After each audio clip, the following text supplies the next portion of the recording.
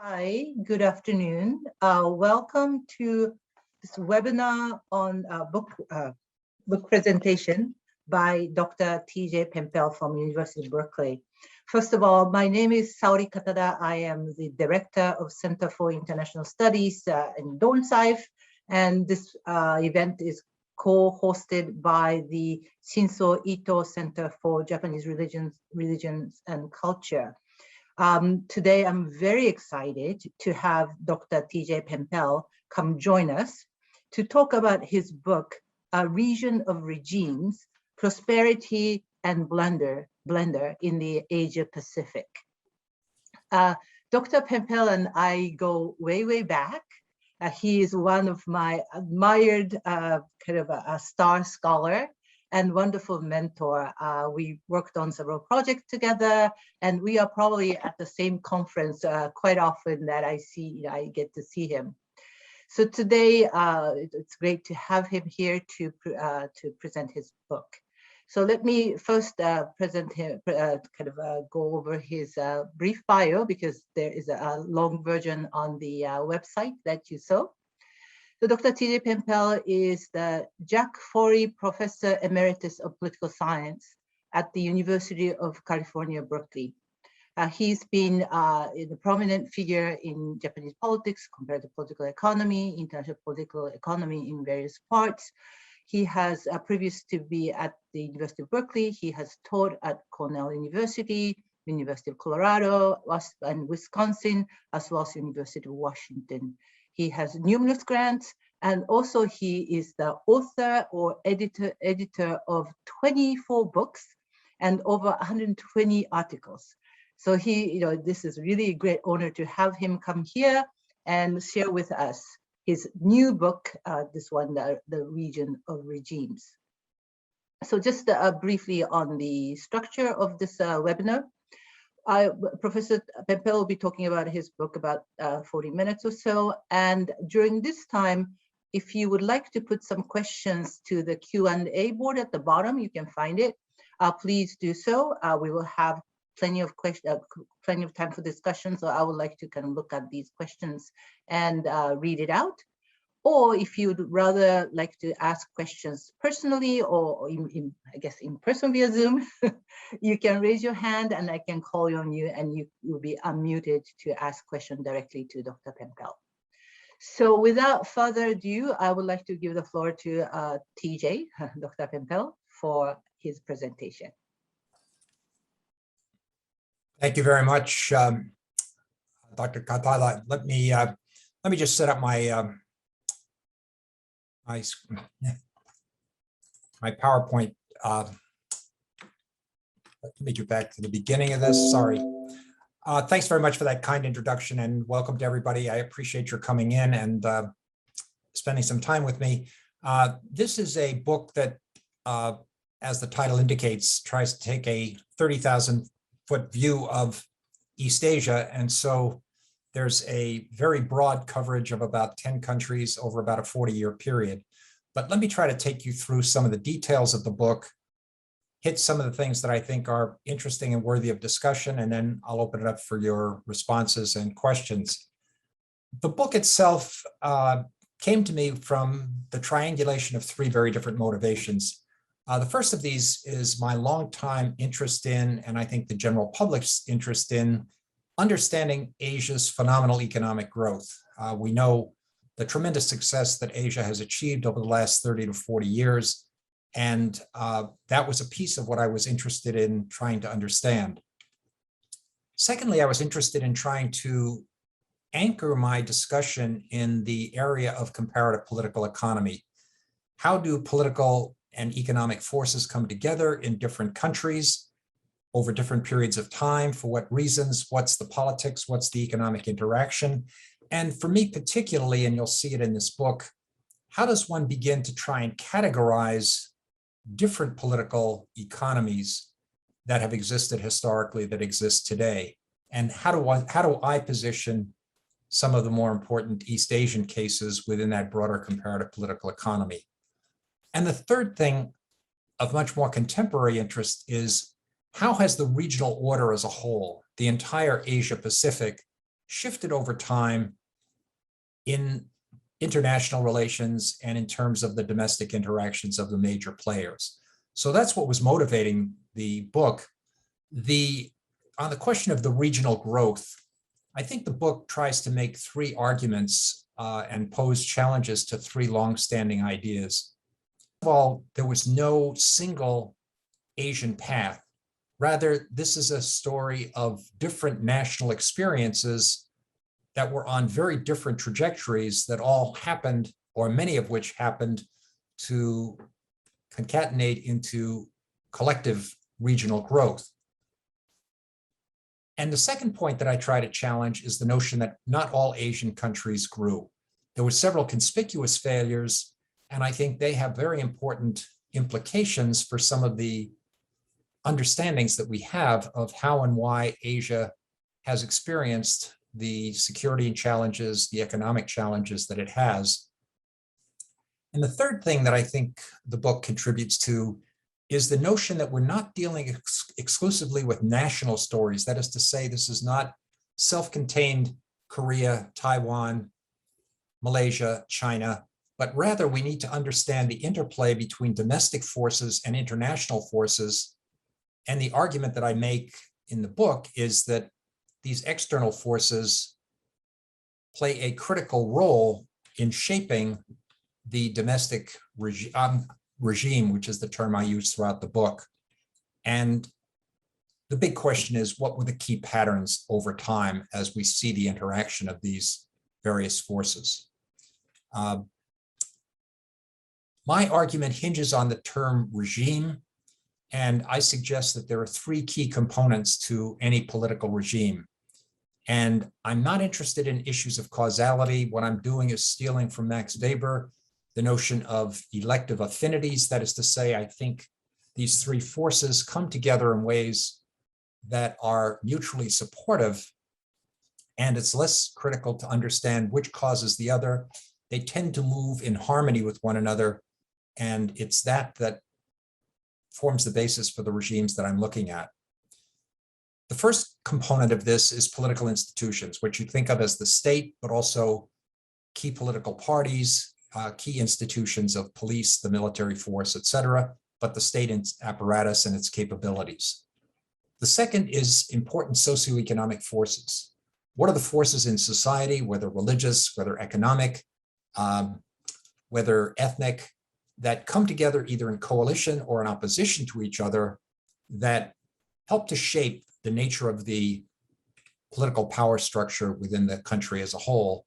And then the third force, as I suggested earlier, involves international players, international components, external components, and how these play in. And these could play a very positive role. That is to say, they could be supportive of the domestic combination of socioeconomic and political forces, or they could work in opposition to them. For example, on the positive side, you could get powerful countries that favor specific domestic actors and help to keep them in power, help to sustain their longevity. But conversely, you could get negative interactions in the form of, say, sanctions or trade isolation and the like, which work to try and force some version of regime change. And essentially, as I implied, I see these three forces fused with each other and with a particular economic policy paradigm. So in other words, each regime is coordinated with a particular approach to economics over a sustained period of time. It wouldn't be a book on political science without a diagram. This is the oversimplification of what I'm thinking about here.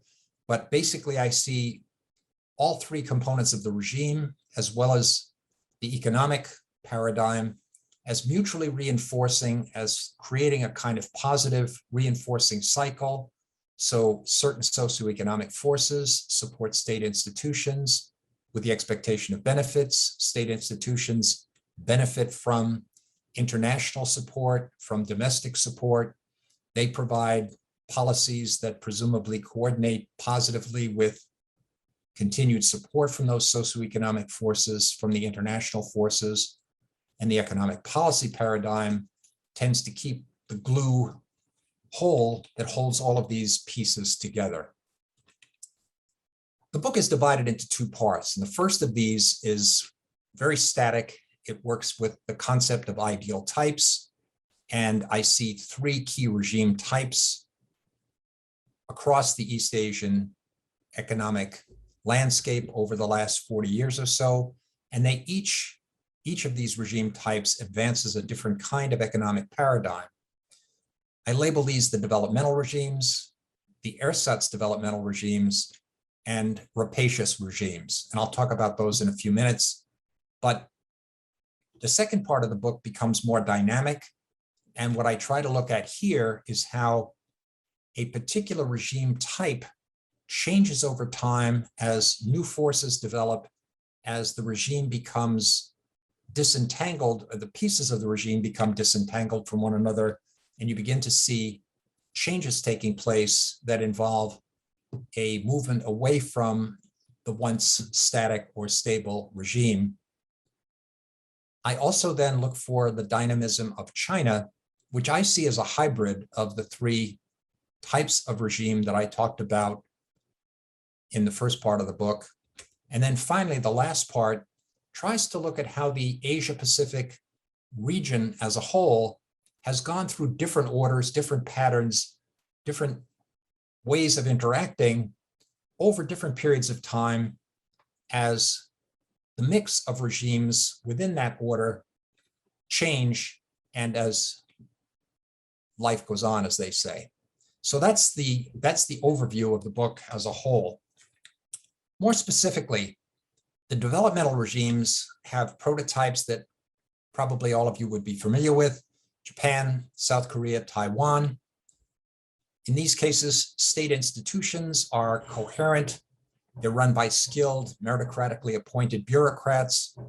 They have tools at their hands that allow the state to make forceful policies that do a great deal to steer the country as a whole. Socioeconomic groups are coherent in a form of pro-growth coalition, what some have called a protectionist pact. In essence, forces within the country that join together because they are fearful of the existential threats posed domestically and from abroad by communism, socialism, external and domestic forces. They join together and, in essence, try to avoid hanging separately by hanging together, to steal from Benjamin Franklin. And opposition forces, in turn, are heavily fragmented, so the regime has socioeconomic coherence over a sustained period of time. And then finally, and critically, these regimes are sustained by a very powerful, positive injection of support from the global hegemon, the United States, which provides both security support and economic support in the form of open markets, economic assistance, and the like. And it's these three forces that come together to create that developmental regime, and that kept it in place for a sustained period of time. In most cases, if you're thinking ballpark, from the 1950s in Japan, certainly the 1960s and 70s in Taiwan and South Korea, through probably the late 1980s to the early 1990s. These regimes were similar in that they pursued a particular economic policy paradigm, which I label embedded mercantilism. It involves rapid growth through industrial restructuring or industrial upgrading. It involves the targeted allocation of scarce domestic capital. That is to say, it's not so much foreign direct investment coming in, but it's domestic money that's going into specific and selected companies and industries and sectors of the economy. Countries remain largely closed to incoming manufacturing imports and also to foreign direct investment. So these are hermetically sealed in many ways, domestic economies. And importantly, worker skills are continually upgraded. There's a great investment in making the workforce smarter, more skillful, more capable of working at the cutting edges of technology. And this becomes important when I'll contrast it with the ersatz developmental regimes in a minute or two.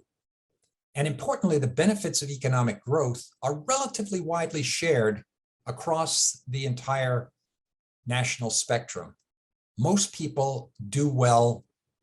The economic equality index tends to reflect a high level of general equality across the country.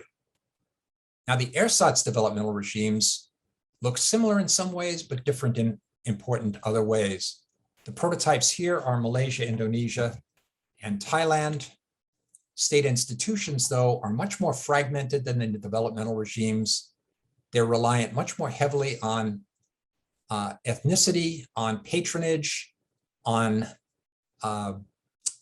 balancing off local versus national interests. Typically, less talented individuals go into the civil service, and as a consequence, the state is much less capable of effecting policies that it wishes to put in place. Social forces are fragmented as well. As I said, ethnicity is very high, strong regionalism, lots of pockets of regional power. Agriculture remains very strong in opposition to industrial development. There are multiple opposition forces within the country that have to be balanced out, so it's not as uniform in its policy presentation as in the developmental regimes. And foreign support comes in, not in the form of the generous US support, but largely through investment by multinational corporations that are interested in providing support essentially out of self-interest and the expectations of high profits. The policy paradigm, therefore, looks very similar to the developmental regimes in terms of high growth, high GDP growth, and exports, but it's very different in the dependence on providing low-skilled jobs, typically packaging or low-level manufacturing. There are few incentives to deepen industrialization or to improve worker skills.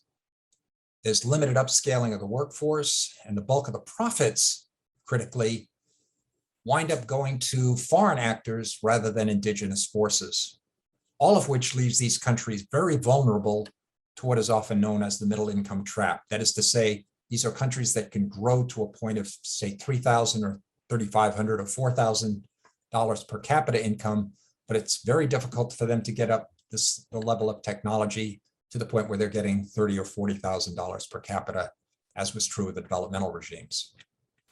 The rapacious regimes provide a dramatic contrast.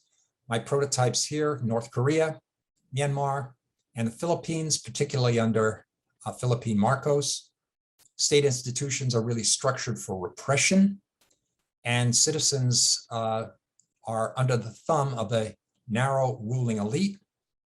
That ruling elite makes sure that there are very few socioeconomic forces that can challenge it. So you have a high fragmentation of socioeconomic forces, very few independent social groupings, and the international forces take the form of sanctions that are opposed to growth, or alternatively, from rapacious foreign investors that are interested in taking advantage of the richness in raw materials or agriculture that these countries provide. So the policy paradigm, slow growth, high defense spending, heavy reliance on raw materials export and agricultural exports, and the foreign direct investment, as I said, comes usually from a very limited number of countries or companies that are capable of extracting high profits from a small number of raw materials and from agriculture. And obviously, very few benefits go to the general citizenry in the context of all of this. So that's the first half of the book. The second half, as I said, tries to become more dynamic. And here, the first big effort is on looking at how developmentalism or the developmental regimes become deconstructed or reconstructed.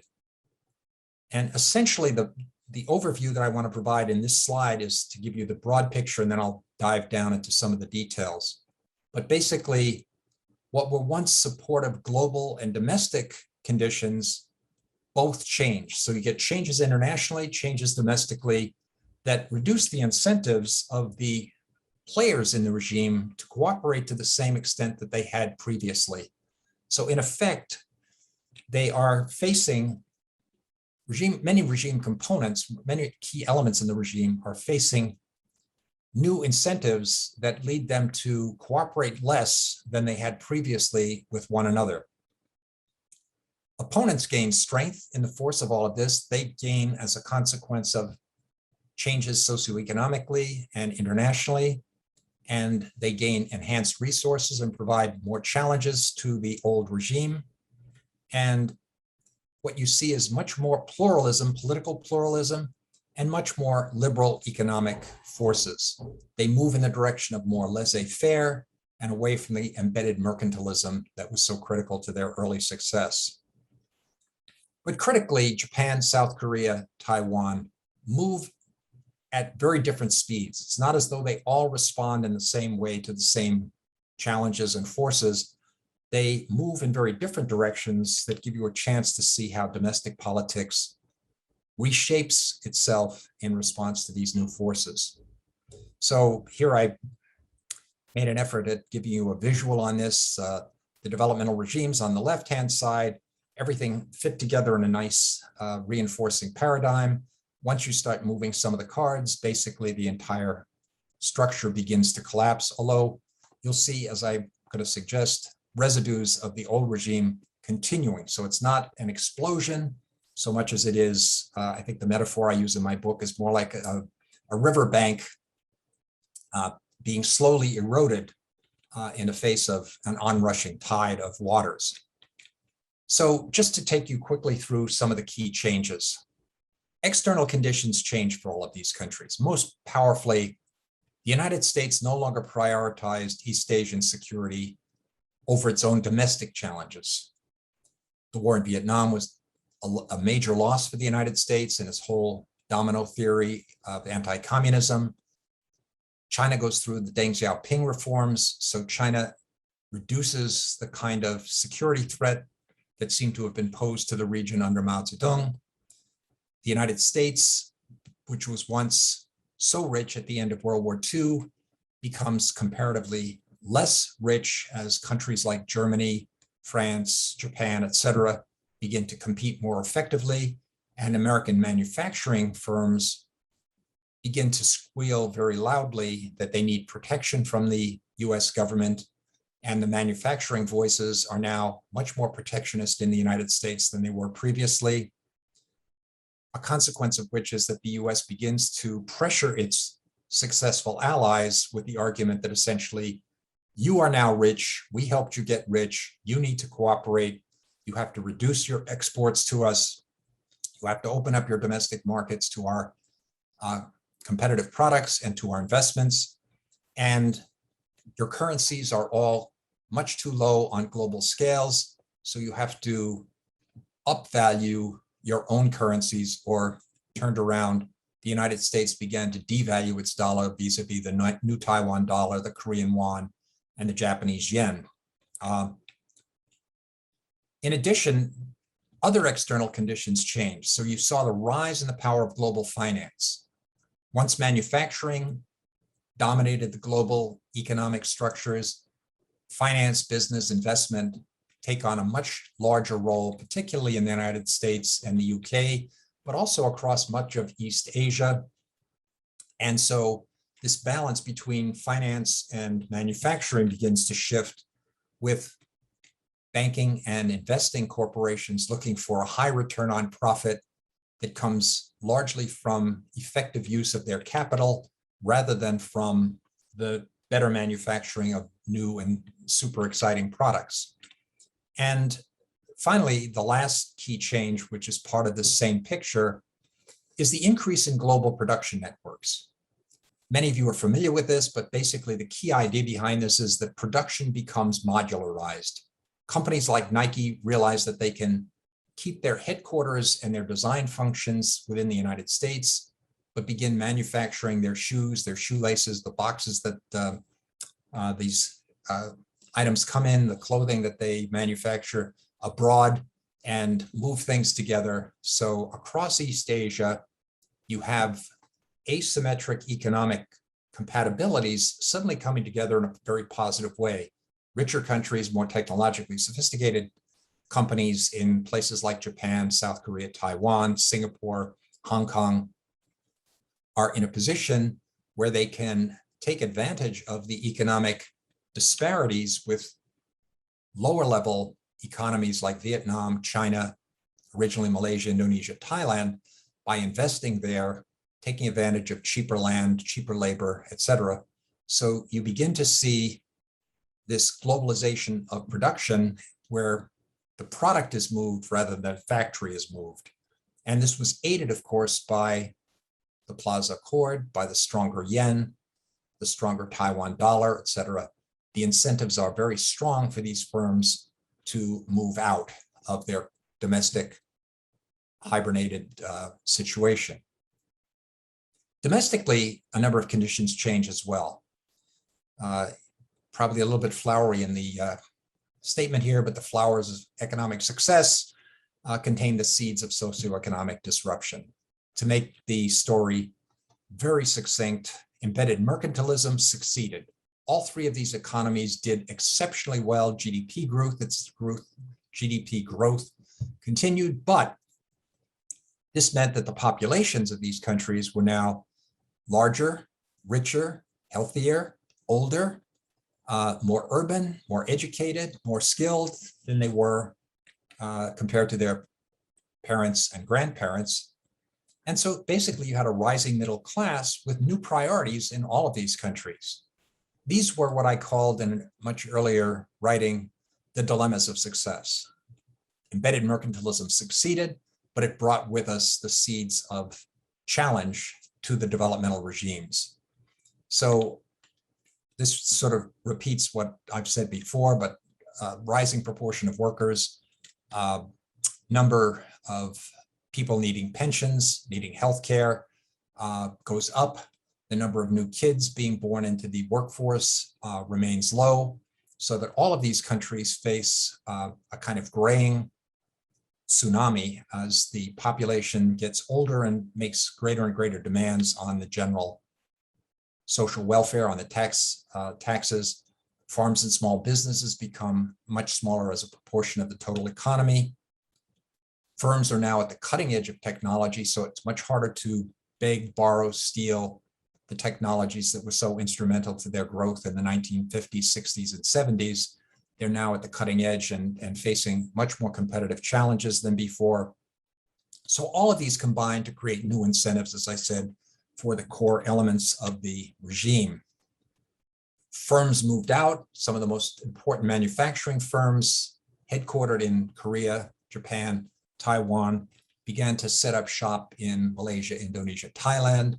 Japan's firms set up originally in South Korea, Taiwan. All of them became much more interested in China. So in many ways, this meant that these firms moving out took with them large numbers of really important higher tech, higher paying, higher value added jobs that moved to these new locations, leaving behind much more fragmented relations among suppliers, distribution networks, local communities. So all of this tended to loosen the glue that held these old regimes together. State institutions became much weaker because the tools of their control were no longer as powerful as they once were. The reduced external support, changing economic situation weakened the state's grip. Businesses no longer had to comply with state directions to the extent that they once did. Deng Xiaoping is suddenly now pushing the notion of a peaceful rise. China suddenly becomes a much more magnet for the trade and investment from firms in these countries like Japan, Korea, Taiwan. Anti-communism as an ideology became much less compelling. State tools became consequently less effective. And particularly important in Korea and Taiwan, authoritarianism really weakened and ultimately collapsed in the late 1980s. And previously marginalized opposition forces began to gather strength, began to be much more powerful in terms of challenging the longstanding regime power holders. And bureaucratic autonomy was checked, regime elites were weakened. So you had this tipping of the balance between the old regime and newer challenges, that all of which led to the erosion of embedded mercantilism. Stronger currencies meant firms had left state protection and left the state much more incapable of effecting change, less receptive to protecting locally global competitive sectors. Previous key players are cut loose and free to move. Ties get frayed among the various components of the old regime. And meanwhile, foreign stock purchases, foreign direct investment moves into these developmental regimes and begins to make new demands different from those of the old regime. So you get a strong pressure for economic liberalization. And the big consequence, or a big consequence of all of this, is a much greater rise in income inequality that begins to lead to much greater tensions socially, much greater challenges to the legitimacy of the old regime. So just among the key results, as I said, Korea and Taiwan both democratize. They move toward greater liberalization, and they do continue to have high growth in GDP, and they continue to be export success stories. Taiwan gets much closer to China with a lot more investment going back and forth, but particularly investment from Taiwanese firms into mainland China to take advantage of cheaper Chinese labor. But that leads to a much greater interdependence with the PRC for things like travel and economic engagement. And Japan, which was once the economic engine of the region, loses much of its dynamism and is, in my view, and you can read the evidence in the book, much slower than the other two to adjust to these new forces. The old regime is capable of holding on to power much longer, which in many ways has less positive economic consequences for Japan. To move to China, I see it as having characteristics that are a hybrid of all three of these regimes. It's like the developmental regimes in terms of its reliance on exports, in terms of its efforts to take advantage of very talented government officials.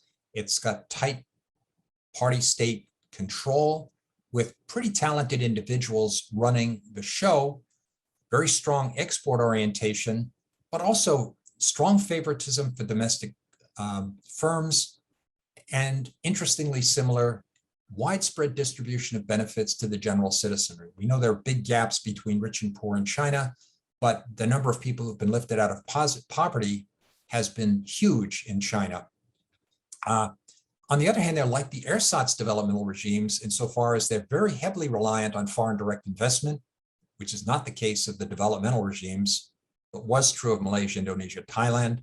China does the same, relies initially on very low-level contributions to packaging, to low-level manufacturing, becomes the factory to the world. But also centrally similar is the fact that there's a very heavy reliance on state-owned enterprises rather than private-owned firms. And like the rapacious regimes, there's a very strong element of repression. There's also rising defense spending, heavy reliance on military force and projection of power, and a great deal of corruption by top-level Communist Party officials. So as I see it, it's a hybrid of all of these three types somewhat together. So currently, what does China look like? It's now moved to the technological frontiers for many of its firms. It's certainly richer and more regionally influential. It's less heavily dependent on those low-end manufacturing jobs and moving into more sophisticated jobs. But it's also become much more authoritarian at home. It's become much more rapacious and moving away from the more positive developmental traits that it had in its earlier period of the Deng Xiaoping reforms. it's also been very importantly reining in the successful private companies. If you've been following Xi Jinping's activities over the last 2 years or so, we suddenly see him turning on a number of the private companies, whether it's in the development of property, whether it's in firms like Alibaba, but much greater demand that these firms adhere to coherence with party-state ideology, provide for the common prosperity rather than for their own benefit, the benefit of their stockholders. And of course, China has become much more assertive territorially, whether you're talking about the South China Seas, the East China Seas, the development of the Shanghai Cooperation Organization, crackdowns on Xinjiang and Hong Kong, threats to Taiwan. And all of these things suggest that China is now becoming more of a challenger across the region. Which brings me to the last chapter in the book, which is the changing nature of the regional orders and how, as in my view, this reflects the changing character of a changing mix of regimes within the overall Asia-Pacific order. The first period is one that most of us can agree on. It was a Cold War period. You had a big division between the US and its allies on one side, China, the Soviet Union, and its allies on the other. And economics and security overlapped. America's allies also traded with America and its allies. Soviet Union, China, its allies tended to trade with one another, and the two sides were kept widely separated from one another. Not an awful lot of trade and security cooperation across that bifurcated division of the Cold War. That changed with the movements, the loss of the war in Vietnam by the United States, the Deng Xiaoping reforms in China. But I would say from the period 1980 to roughly 2000, one could even argue 2008, the global financial crisis. But for a period of time, the Asia Pacific enjoyed a period of what you might think of as peace and prosperity. The focus on security was very low. Countries felt very secure and stable vis-a-vis one another. Challenges were very few and far between. And meanwhile, diplomatic relations improved across a number of previously unbridgeable gaps, whether it was China recognizing South Korea, or whether it was the improved relations between Taiwan and China. Japan and South Korea buried the hatchets that had kept them apart on historical grounds through the joint sharing of the World Cup, through the Kim Obuchi meetings, et cetera, et cetera. So there were an awful lot of movements, and broadly speaking, multiple economies joined in the prosperity. Malaysia, Indonesia, Thailand all began to flourish economically. China certainly flourished, so did Vietnam. So this was a period in which, for most part, all of the leaders across the region, or large numbers of leaders across the region, joined in the joint pursuit of economic well-being. The US began to retreat somewhat from this area in what I see as a kind of beginning of a third period. I see this starting with George W. Bush and the challenges to Korea, but then the engagement with Iraq and Afghanistan. China has become more assertive, particularly since the global financial crisis. And we're seeing a certain rise of nationalism in relations among, say, Korea and Japan, certainly a rise in nationalism within Taiwan, to some extent also within parts of Southeast Asia. So all of this is creating a dynamic that is much more challenging to that peace and prosperity than was the case a decade earlier. And so that's where we are now, I think. And so just to try and put a quick cap on some of this, I see the current economic security nexus as having a situation in which economics and security that were once reinforcing, particularly during the Cold War, or even during the period of peace and prosperity, where few countries felt challenged by one another and were happy to engage economically with one another. Now we're seeing those move in opposite directions. Countries that pivoted their legitimacy on economic growth and target benefits for citizens now are beginning to feel a certain divergence. China's become the economic superpower in the region, Japan looks limp. Korea, Taiwan, important but not major players. Southeast Asia, Indonesia, you can make a case, has some influence, but certainly not economically as a competitor to China. So all of these pose China as a security threat that is very, very rich. And all of these countries in East Asia are now heavily dependent on China economically, but many of them still rely very pivotally on the United States as a security force. So the end result is that they're pulled in two competing directions. We've seen a lot of headlines these days about the coming war with China, the rising threat of US-China relations, the Indo-Pacific Command, the naval commanders are talking about the fact that war with China is almost certainly going to take place in the next 3 to 5 years, which I see as certainly an effort to expand the military budget for the United States. But you know, we still have a lot of security tensions, even if war is economically irrational. It doesn't make sense for these countries to fight each other, but we have a lot of tensions. North and South Korea, cross straits, lots of contested territorial issues, South China Seas, East China Seas, as I said, rising nationalism. So lots of classic zero-sum competitions that pose real challenges across the region as a whole.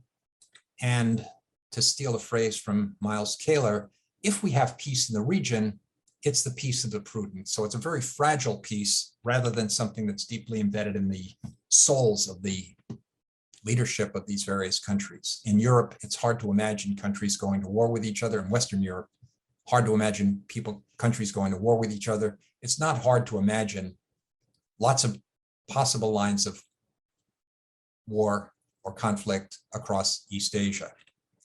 As you might think, all the guns in East Asia are aimed at other Asians. There are no common enemies. Rather, the enemies that any Asian country would identify as its major enemies are fellow Asian countries. And we've got a jostling for a new order in East Asia as China rises and wants many changes, whether it's in getting the US less present in the region, whether it wants reunification with Taiwan, whether it wants to tear up the old rules of the game and write some new rules. The United States, meanwhile, is pushing back, favoring something of a status quo, wanting no changes that take place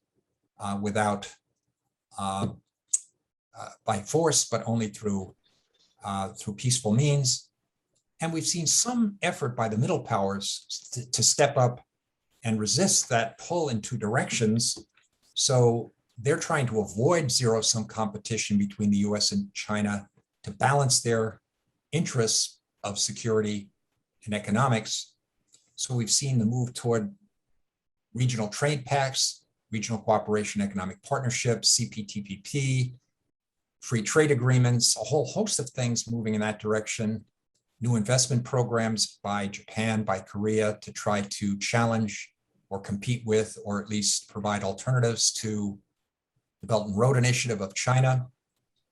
Taiwan is looking south to try and reduce its tensions, reduce its dependence on the Chinese economy. And we've got the Quad and the AUKUS as new ways in which Australia plays a role within the region. Most of these are economic, but some of them are security. Some try to balance off one from the other. But I would just remind people, and I'm going to be very quick on this because I know my time is running out, and the point I'm making now is probably pretty straightforward, but it's important for the countries of the region to recognize that foreign policy has multiple components to it. Right now, we're seeing a great deal of emphasis on the security component, and particularly the US-China challenge, or the Taiwan-China threat, or North Korea versus South Korea, or North Korea versus Japan, or challenges within Southeast Asia, particularly within Myanmar and the ethnic tensions down there. But countries, for the most part, have multiple opportunities to use foreign policy, to see foreign policy as having more dimensions than simply the military. And this includes economic tools, et cetera. And of course, the classic comment is if the only tool in your toolbox is a hammer, every problem begins to look like a nail. And the risk I see to the region right now is the risk of countries responding to the challenges through only use of their military force. So finally, on a more upbeat note, I would say that the key notion that we have to deal with is the pull of structure versus agency. There are lots of structures in place that push toward coercive diplomacy, that lead to risks of war, but at the same time, there are many East Asian regimes that are prepared to push back against the threats of war in order to maintain that era of peace and prosperity. So my closing message would be that, the importance of political management. Smart leaders are going to do their best to avoid war and to use the other tools in their toolbox to try to find diplomatic solutions to the crises that exist across the region. But this is going to take courageous leadership, and I think it remains to be seen whether we're going to be blessed by that courageous leadership or whether stupidity will win out in the end and pursue the kinds of challenges or advance the kinds of challenges that could lead to conflict and war. So I've covered more territory than I should have. I talked a bit longer than I should have. I've ignored the prompt from the chair to shut up and give people a chance for questions, but let me stop right now and turn it back to Professor Katada. Thank you, TJ. Actually, my prompt wasn't to you, it was to the audience to put some questions in the chat or in the Q&A box so that we can kind of line up questions. We have one, but while I wait for more questions to come in, let me ask first one question, which has been kind of my pet piece of diffusion. So, I think your emphasis of there is no single path to development, which is really, kind of a interesting kind of analysis of this whole book. By the way, those, in the audience, those who are to start looking into political economy of East Asia, this is a book really to kind of give the overview and both comparative through 10 countries and historic going back into the kind of 50s. And so that's really a very wonderful book to read. So just kind of a major endorsement to start with. But because you emphasize there's no single path, I would like to ask you a question of this. So, Japan, so I work on Japan. Japan is noted to kind of promote this notion of flying geese pattern, where Japan has this economic model where it kind of most advanced within East Asia. Their strategy of developmentalism was in such a way that others looked at Japan either as earlier as a kind of place where they would like to copy, so that they can really catch up. Kind of a modernity, looking at Japan, all those things Japan has done is a path and model to follow. So the question, first part of it is, was there any elements of that Japan was influential in creating some of these foundations for certain developmental paths? That's one. On the other hand, in the last 20 years, or even a little bit more than that, Japan has been something that one should not copy, or maybe it's a doomsday scenario that other countries are looking at saying, are we going to be like that? Right? So in many ways, and especially for China, has Japan created several very important lessons, such as, oh, don't really abide by things like Plaza Accord, so that the pressure to appreciate your currency is a horrible mistake, or something of that nature, where Japan's path and the stagnation of the last 20, 30 years has been a lesson, again, this time not to do. Right. Two good questions. The first one is much easier to answer. And it's certainly the case that Japan was copied by many countries. And I think important to understand, if you go way back to the period, the immediate post-World War II period, lots of countries around the world, but particularly in East Asia, were escaping from colonialism. They were shucking off the regimes shucking off the control of colonial powers like France and Vietnam and Southeast Asia. Burma, Myanmar became independent of Britain. Malaysia got independence. the Dutch were kicked out of Indonesia, et cetera, et cetera. And one of the great appeals I think that Japan had was, while many of these countries were looking for their own independent path to development and trying to avoid the pulls of communism on the one hand and American-style capitalism on the other, which seemed to be the only two choices, Japan suddenly emerged as an Asian alternative that I think was appealing to many of them. That is to say, Japanese leaders could go to these countries and say, look, we're Asian too, we don't particularly we certainly don't want communism, but we aren't that crazy about free markets, and we understand wanting to cooperate with business, et cetera, et cetera. So that was a starting point for the appeal that Japan had. But certainly Park Chung-hee in South Korea, very strongly influenced by Japan. He had been part of the Japanese Imperial Army. He certainly looked to Japan as a model. Certainly leaders in Taiwan did much the same. I did some checking on Deng Xiaoping, but Deng Xiaoping apparently on several occasions met with Ozawa Ichiro, a Japanese leader in the opposition, and was trying to steal lessons or gain lessons or learn lessons from Japan for the Chinese case. And certainly in Malaysia, Mahathir was a big fan of looking east and using versions of the Japanese experience. So that notion of a Japanese influence across the region, I think, is certainly very, very correct. And you're right that in the last 20 years, the flower is off the bloom. Zbig Brzezinski wrote a book called The Fragile Blossom. The Japanese blossom is no longer as attractive as it once was for the rest of the region. And part of this is the aging population.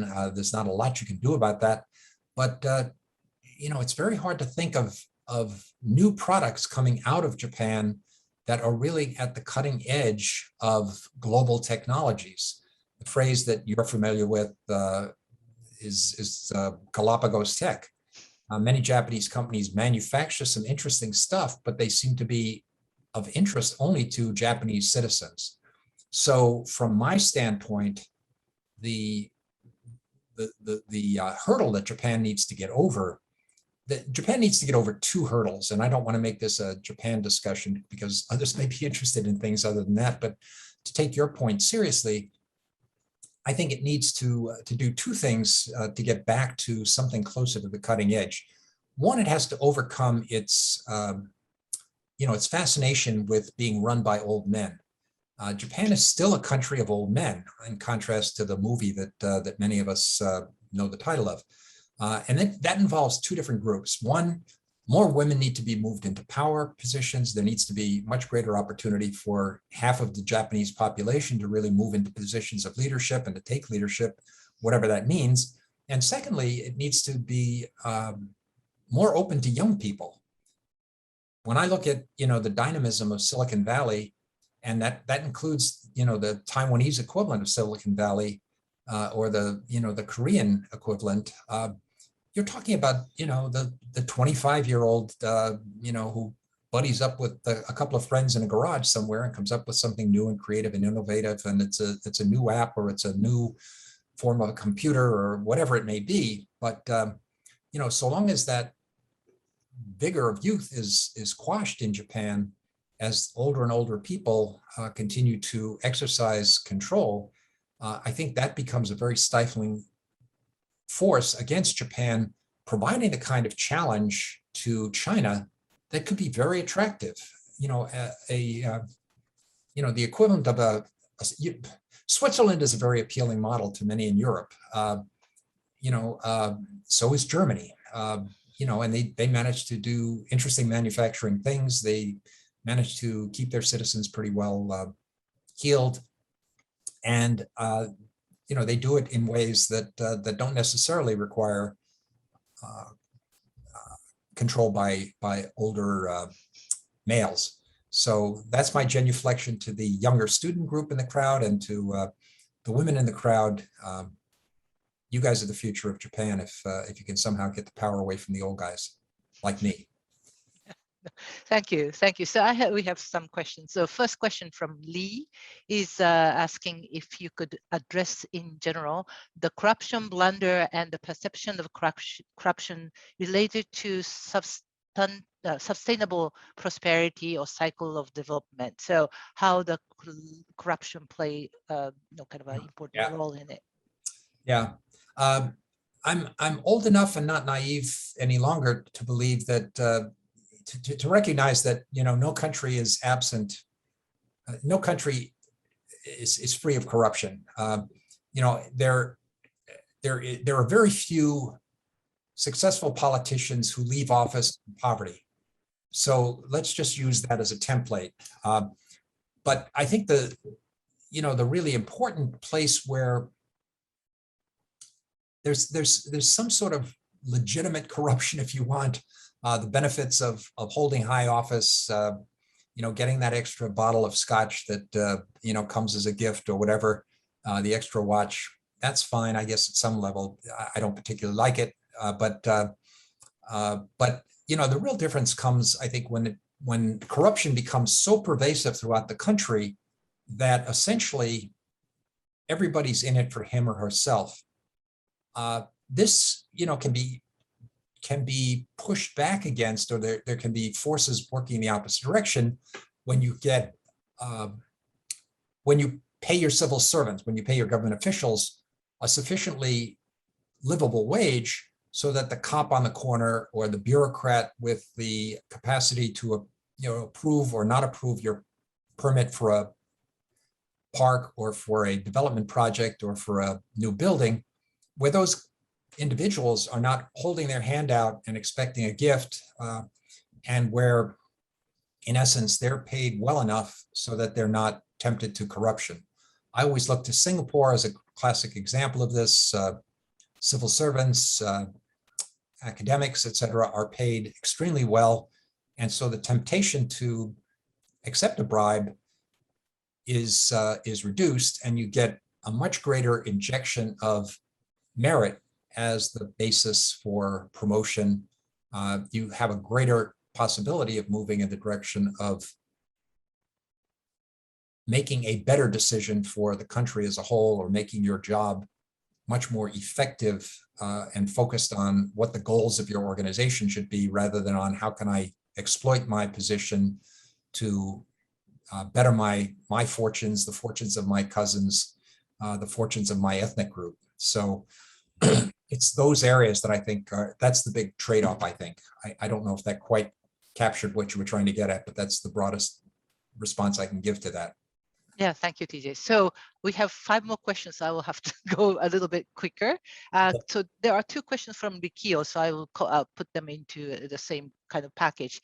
So one question is the differing characteristics of developmental regimes, and when they are navigating between the US and China, is there a kind of pattern through which the hedging and balancing takes place depending on these regimes, or do these regimes basically mediating domestic factors and not that much kind of related to geopolitical tension? So that's one.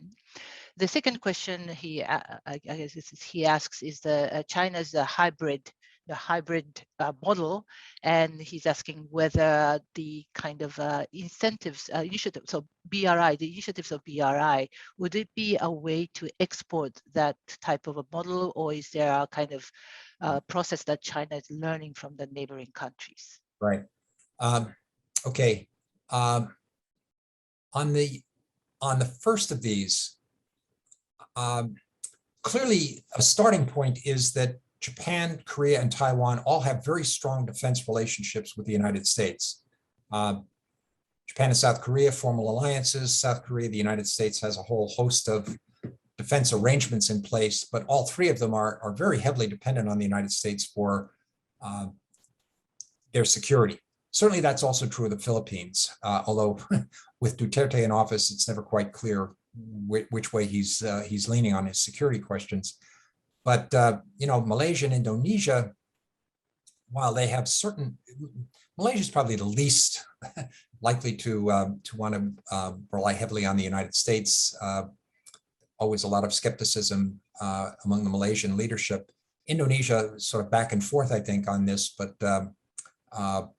clearly all of those countries in Southeast Asia remain very heavily dependent on Chinese investment and are rather vulnerable to China in ways that I think Japan, South Korea, and Taiwan are not. And I think you see this playing out, for example, in China's assertiveness in the South China Seas, where its principal challenges are to claimants like Vietnam, the Philippines, Brunei, and to some extent Indonesia, although that's not exactly the South China Seas. But China's been perfectly prepared to challenge these countries in very direct and very provocative ways. Now, you could argue that, with regard to the East China Seas and its challenge with Japan, China's been provocative, but it's been much more careful not to step over the line. China and Japan have worked out modus vivendi to deal with the East China Seas issue. South China Seas, I think the broad answer to the question is the regimes in Southeast Asia, because they are so dependent on economics and they have so little of their own powerful economic engines to keep them insulated from China, become much more vulnerable to Chinese investment and the like. An interesting sidebar on this, though, is that for almost every Southeast Asian country, the number one and number two investors are usually, number three investors are usually the United States, the EU, and Japan. China's not that big an investor as a proportion of the dependence of these countries on foreign direct investment. In a few cases, China, like China with Laos, Laos is very dependent on China, Cambodia to some extent. But so the end result of this is, yes, regime vulnerability is partly a function of the domestic character of those regimes. And unless or until a Japan or a United States or an EU can provide the kind of economic muscle and investment support that these countries are looking for to challenge China, they are more vulnerable, I think, to Chinese influence than is the case with, certainly with Japan, probably with Korea. Taiwan is very vulnerable in this regard as well because of its high economic interdependence, but it does have security guarantees from the United States that the rest of Southeast Asia does not have. Now, the second question. The BRI? BRI, yes. BRI is a way, was certainly perceived originally by countries like the United States and under the thumb of the United States by Japan to not participate in BRI because BRI was seen as a way for China to exert undue economic influence on the places that it invested.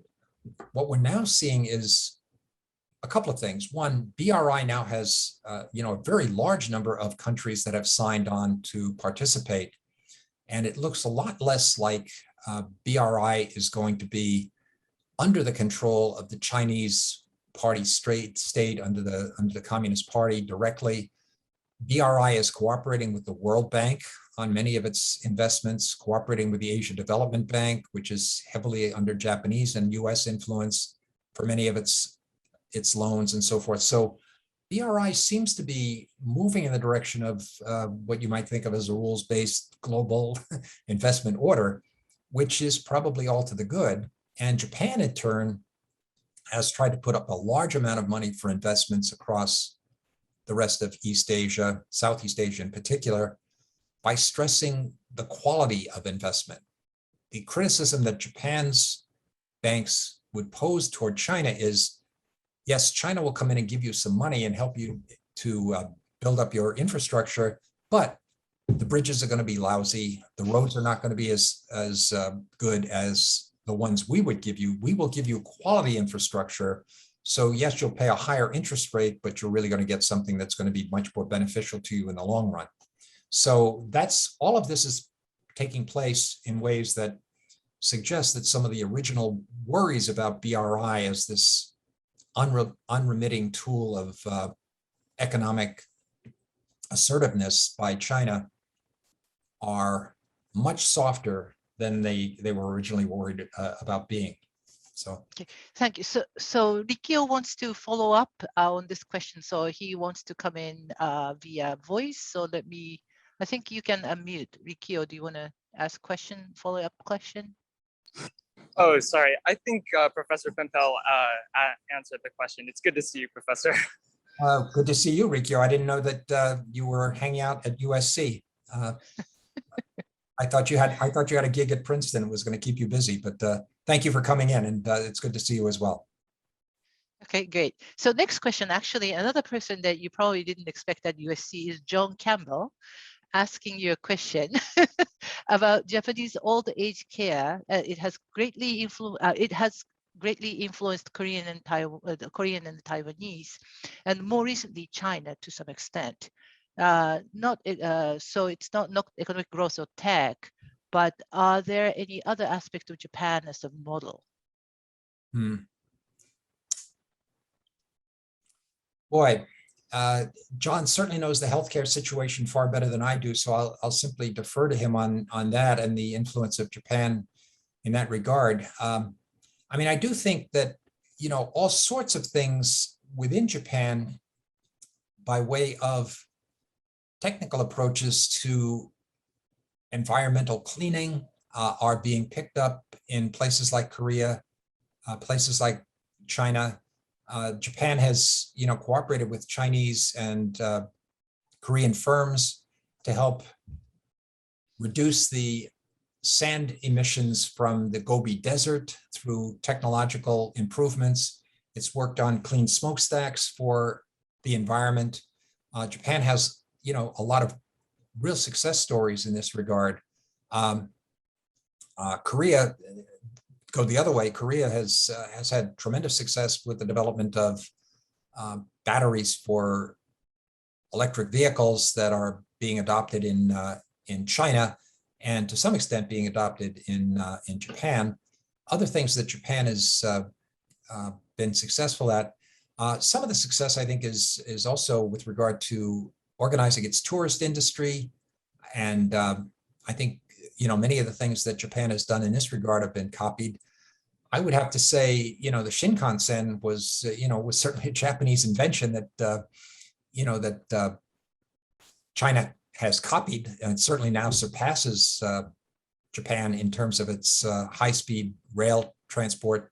South Korea has a major high-speed rail train as well. So, you know, I think there are, I mean, I guess I would probably back up one step and say there are probably lots of ways in which what happens in Japan is being picked up and copied elsewhere across the region. These countries are, I think, the leaders in these countries, the bureaucrats in these countries are all pretty sensitive to what one another is doing and what's working one place and not working in another, or what's working in one place and should be adopted in another. And I think this kind of a cross-fertilization that's going on across the region that can be beneficial as these arrows move in both directions. And so I think, you know, for that it's clear that Japan has some things to offer.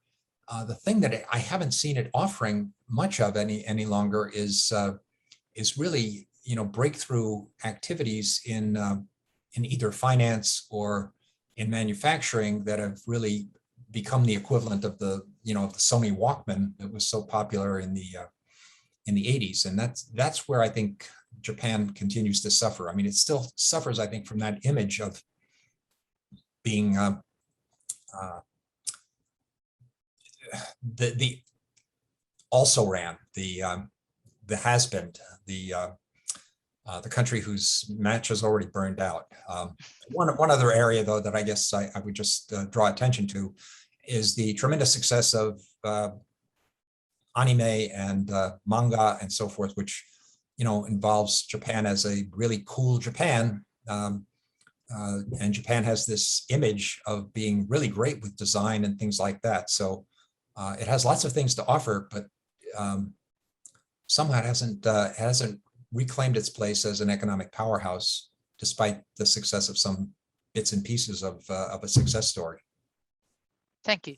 So one question is from Olivia, asking, do you think security would be easier to manage within Southeast Asia if there was a common enemy outside of the region? I think she's responding to that picture that you had, that everybody shooting at each other. Yes. Yeah, Olivia, I'm going to answer your question by not quite answering your question, but I think you're right that, a common enemy has tremendous cohesive effects. And what I would point to that you didn't ask about, but that I think is not insignificant, is during the time of the global financial crisis, 1997, 1998, when Thailand, Indonesia, to a large extent Malaysia, to some extent the Philippines, and of course South Korea, all were faced with very serious problems of liquidity. I don't want to get too deep in the weeds on what was going on then, but all of them were facing very strong pressure from the International Monetary Fund, from the United States, from global finance, to, in essence, tear up their old economic models and embrace laissez-faire capitalism, the American way, the Washington Consensus, et cetera, et cetera. And there was an Asian response to this. Basically, the IMF became an enemy of sorts. The IMF was translated within Korea as "I am fired." That was their response. But Asia responded by creating the Chiang Mai Initiative, which was a liquidity alleviating force, etc. Now, that's only in finance, but certainly it's the case that if there's a common enemy that can be perceived as such, and it was in this case as a challenge to their economy, it provides a mechanism or an incentive for greater cooperation among the countries that are negatively affected. Suddenly, the ogre outside becomes much more daunting than whatever our differences are among ourselves. We can bury the hatchet for the time being to deal with this greater external threat. Now, security challenge. The logical security challenge, I think, that would be faced by and worried about by these countries in Southeast Asia would be China. But China also has this tremendous economic lever of being its major trade, the major trade partner for every one of the countries of Southeast Asia. So it's kind of hard to say China is our enemy against whom we need to unify. You get some elements of this with participants in the CPTPP. This is purely economic rather than security, but it's not without its security implications. And the countries that are part of that clearly have China in mind as a challenger, as a threat, as a object of resistance. But meanwhile, these countries have signed on to RCEP, which includes China and does not include the United States. And so I think there's a lot more hedging, a lot more straddling going on. And, these countries are united in the fact that they are opposed to nuclear weapons. They are united in the fact that they at least believe or claim that they will not use military force against one another in response to challenges to one another, that they'll resolve their differences through diplomacy. But that, that only goes so far. So you're right that a foreign enemy would be good for their cohesion, but right now the most logical common enemy would be, I think, China, and I don't think any of them are prepared to try to line up against China for fear of what it would do to them economically. Thank you. So I have one more question from the audience, but can I follow up on what you're saying with the question to Olivia? Is that, so there's a lot of discussion these days about the weaponization of the economic interdependence, where China uses, with Australia or at the time of THAAD against Korea, earlier out against Japan and all that.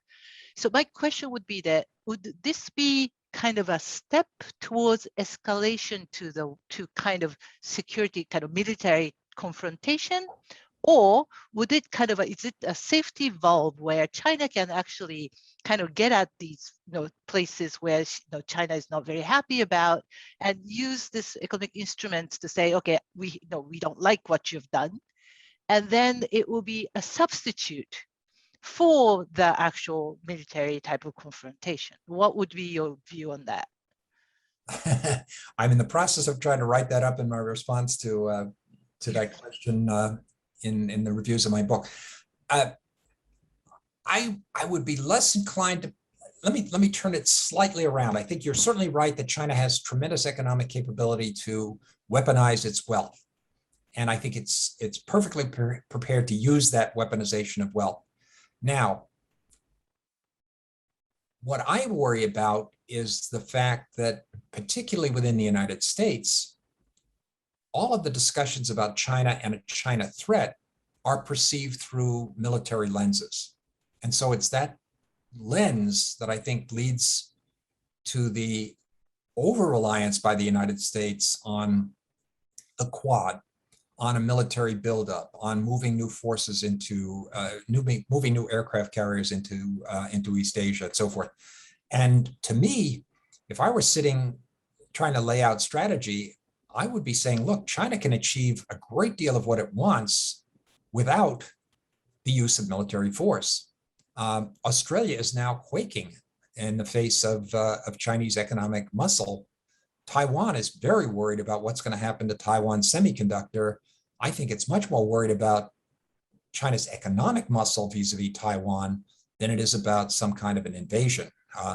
Why would China invade Taiwan if it can get 80% of what it wants to achieve through economic strangulation, which I think is well within its capability? So China certainly is building up its missile fleet, building up its submarines and all the rest of that. Frankly, I'm not sure they actually plan to use these things, but I think it's a great way for Chinese leaders to shift the focus of countries like the United States and to some extent Japan away from economic competition and toward military competition. And they could win the military competition, but that competition is not likely to take place. So it's like you prepared for a game that's not even going to take place. Instead, the real action is going on behind the scenes economically, and that's where you're losing. So, my biggest worry now about the United States is that it's not building up its economic capabilities with regard to East Asia. And my worries about Japan are that it's still not doing as much economically as it could in the region to try to counter Chinese influence. So in a way, I'm saying, yes, you're right, that it's a substitute, but I'm saying it's even smarter than that, that I think Chinese leaders are aware that in a military confrontation, even if they win, they lose. What are you going to do? Blow up Taiwan? Invade, and suddenly you take over a country that's going to look like Syria. Great, you've just won a country that has no great economic potential any longer at all, and you've killed out a third of the population or whatever it happens to be. Much better to strangle them and make them come to your beck and call. Yeah, thank you. So last question is from Malik. So can the Communist Party of China, so CCP, expect economic growth to allow it to prevent the democratization of China in the foreseeable future? In some ways, I'm just putting some words in his mouth too. Is China kind of delaying or circumventing or not allowing any democratization partly to maintain the developmentalist regime? Because in your chapter, was it 6? No, 5, that the whole dynamics of the changes is kind of being in place because the society is fluid that way. But anyway, so these questions, thank you. Yeah. I think there's no question. I think the illusion that economic growth in China would lead to greater liberalization, greater democratization, was something that played out in the 1990s, the early 2000s. But I don't think that within the CCP, within the Communist Party, there was ever much expectation that that was what was going to take place. There's a great fear on the part of the lessons that Chinese leaders, in my view, take from the collapse of the Soviet Union is, you guys did economic reform. You did political reform before you did economic reform.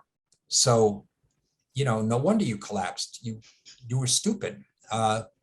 You you created liberalization, liberalized your politics, and took away the big, powerful engine you had for economics.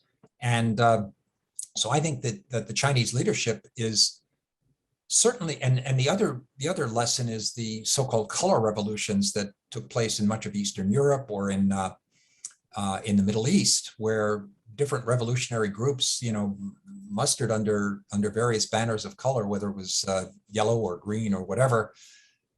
The last thing the Chinese Communist Party wants is a challenge to its own unmitigated authority. And so I don't think there's any expectation that you're going to see substantial democratization. You might see, for example, what you see in Hong Kong. Yes, you can run. We'll have free elections as long as we can decide who can run. So you can get to choose between communist candidate A and communist candidate B, but we've pre-selected these individuals, and you don't have what you might think of as a free choice.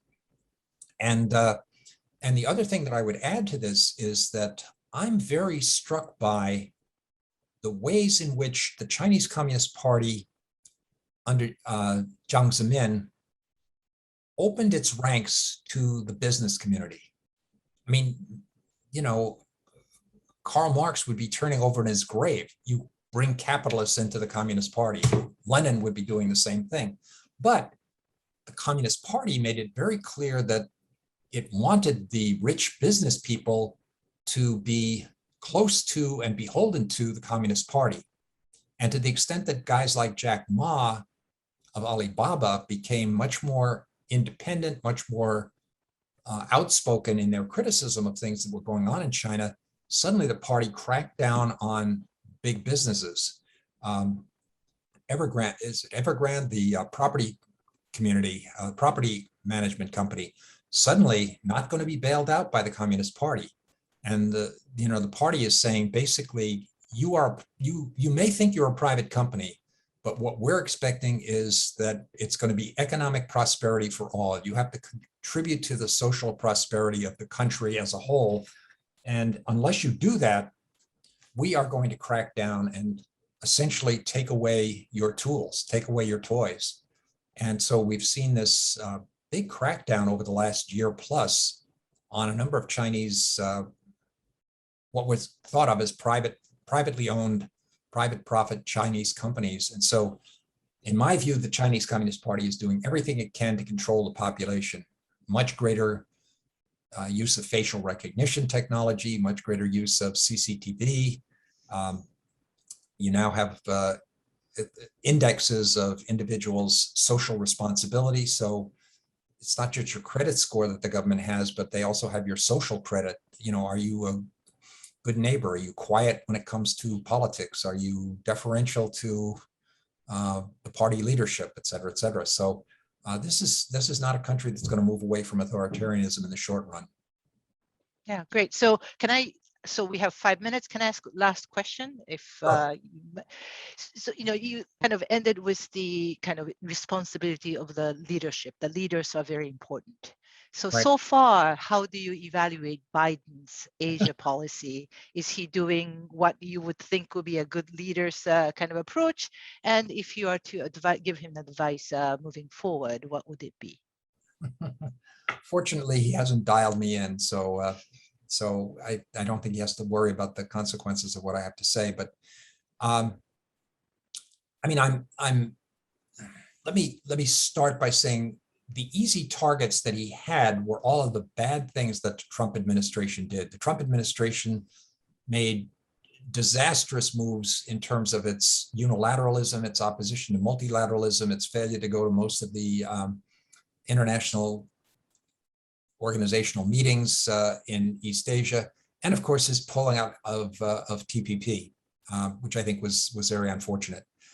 But at this point, I don't think what I would like to see much more of for the Biden administration with regard to East Asia is a much greater focus on getting the domestic U.S. economy back strongly.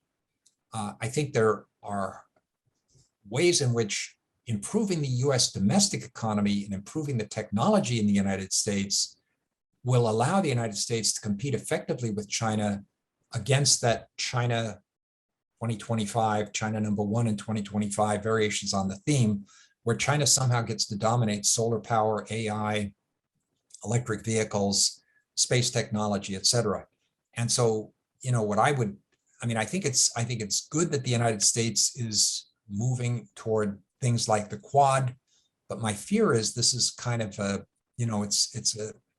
it's a plane with one engine only running, and so it's going in circles. It's only that military engine, and the United States is not taking full advantage of the kinds of diplomatic tools that it could have. I'm very disappointed by the continuation of protectionist tariffs against China. Biden says they're very good for us in our negotiations, sure, but that's exactly the wrong message to be delivering to an East Asia that's trying to move in the direction of more open markets and freer trade. So I would like to see them take, the 100% of their effort that they're putting in the military and reduce it to 80% and put at least 20% more on economic engagement with East Asia.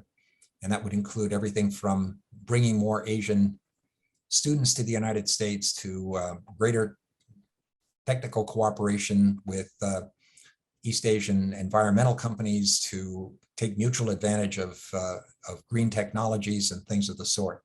But obviously, I'm based in Berkeley, and what I'm saying is very green and very Berkeleyite, and in the eyes of Ted Cruz, probably the bad kinds of things that Sesame Street is projecting onto kids around the country. So, with that cynical note, I will turn it back to you.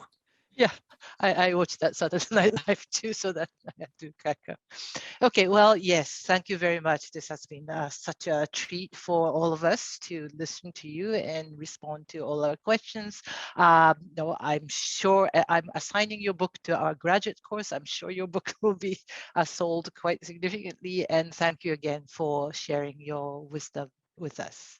Thank you very much, and thanks to the organizers, and thanks to the audience as well. I realize I skimmed over an awful lot of this stuff very quickly, and I hope that perhaps I at least stimulated some thought on your part, and I look forward to the reactions that you might have down the road. Thanks very much. Thank you.